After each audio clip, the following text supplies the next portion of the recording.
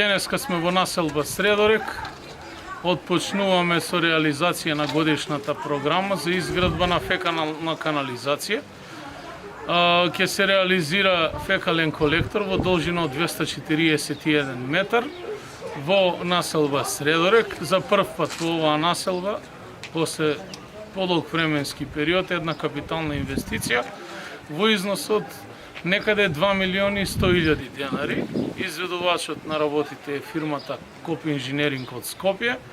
Посакувам успешна работа, а веднаш по завршување на трасата 1 и 2 ќе побарам од Советот дополнителни средства да се продолжи со останатите траси за конечно да биде решен и овој проблем во оваа населба која што е една од постарите во градот, во непосредна близина на централното градско подрачје, и целта е урбано и комунално живење на овие наши сограѓани кои што доаѓаат од ромска заедница да се подобри квалитетот на живота, со тоа и обврските кон заедницата, да се намалат проблемите со генерирање на отпад и проблемите со речното корито кое што во континуитет го имаме овде.